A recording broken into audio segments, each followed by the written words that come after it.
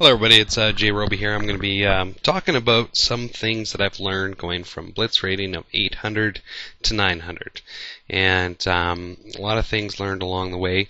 When I first started posting my videos, I think I was rated 816 on Blitz, and I think now currently I'm 948, but it's been fluctuating as I'm learning new things in the 900s.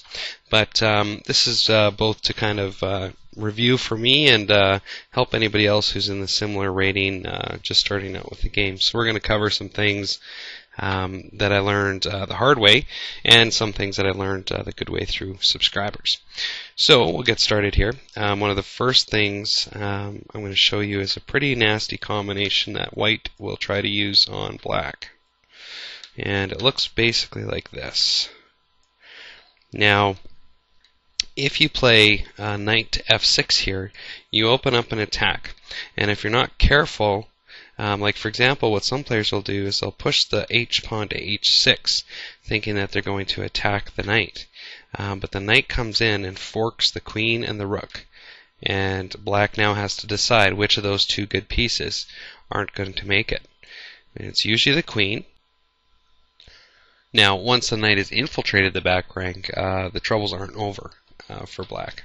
So from this position, black really doesn't have a lot of choices to take care of the knight at this time.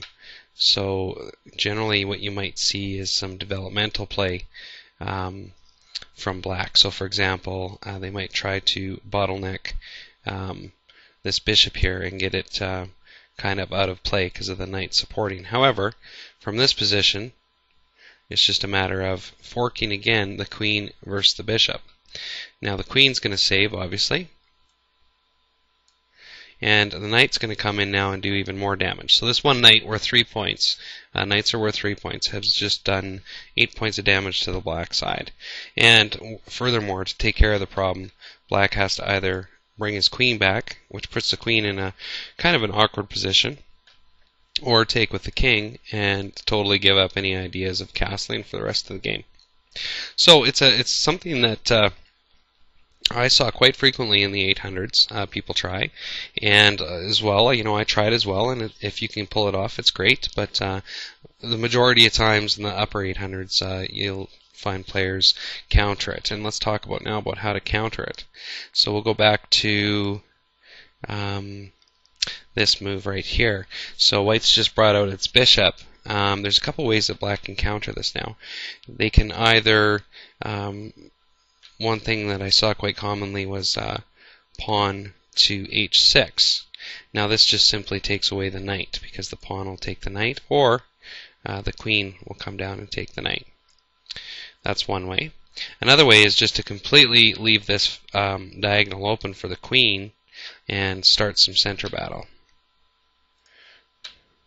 So from example here, white really doesn't have a lot of options but just to take a pawn for a pawn, and it's a center pawn for a center pawn.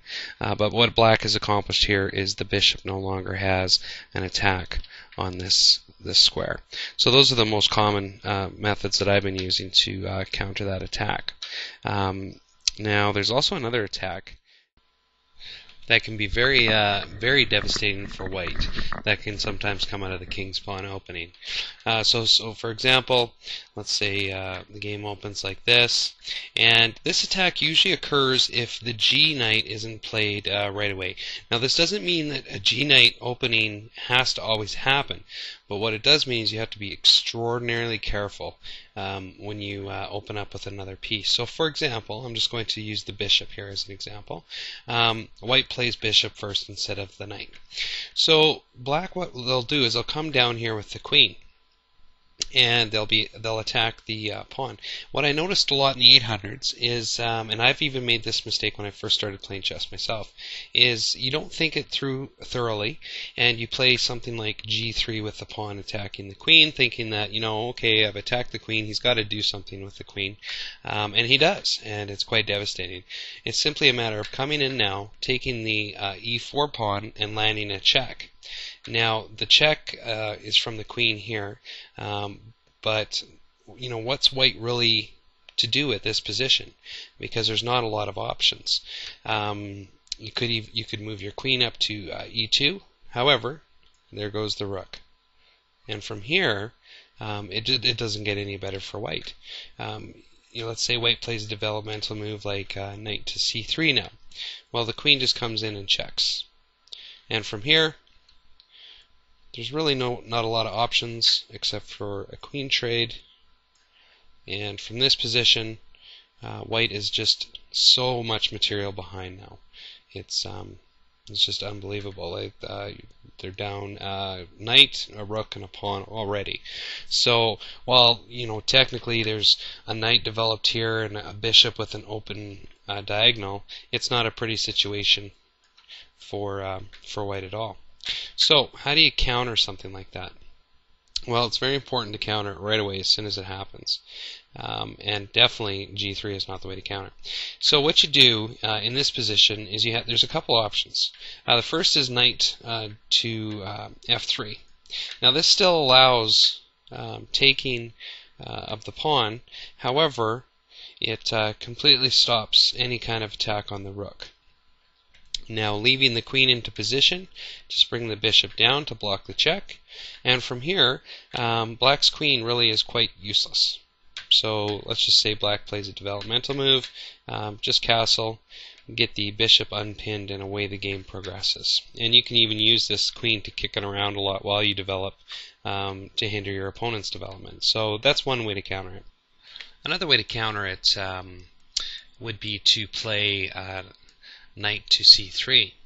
Now knight to c3 takes away the queen's ability to attack the e4 square. And from this position, the dangers for white aren't over. Your opponent could play bishop to c5, which is a very tangible threat now on this f2 square here, because checkmate is threatened if something's not done right away. And from this position, simply moving the pawn up now takes that checkmate off the table. And once again, the queen has to move to save itself.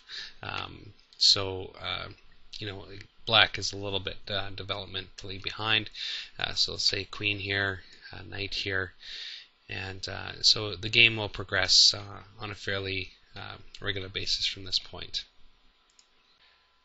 Now I don't have much time left in the video, so I want to cover a couple other quick things fairly fast. So we're going to go through, the first thing I want to talk about is piece trading. So let's say we get an opening like this, and white wants to take this knight to prevent the knight from attacking these squares. The problem with this move is, while point for point it's fairly equal, although some people will say the bishops are worth a little bit more, black can develop at the same time by taking the bishop. So white initiated a trade that in the end really hurts white, because black has developed now the queen along the d file and the bishop along the diagonal. So one thing to be very careful of when you're doing trades, even if it looks point for point, is ask yourself, does it develop your opponent's pieces, or does it develop yours? If it develops your opponent's, don't do it. If it develops yours, by all means go ahead, because like I said, material will be the same. And the final thing that I want to say is, when it comes to the c-pawn, I made a lot of mistakes when I was learning chess, and what I would do is I would use the c-pawn thinking that I was reinforcing my push on the center. So if my opponent did that, I could trade my c-pawn for a center pawn. The problem with that is that the knight can't develop to c3. So a better move, instead of playing the c-pawn, is just to play the knight first. You can always use the c-pawn later, and it'll give you more developmental options. So those are the things that I wanted to talk about, going from 800 to 900 in my rating.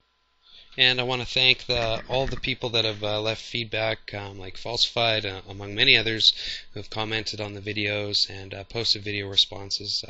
That really helped out. And I'm definitely looking forward to making a 900 to 1,000 video.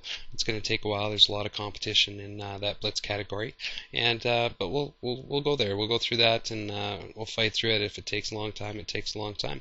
But anyway, I hope you enjoy the video. Take care.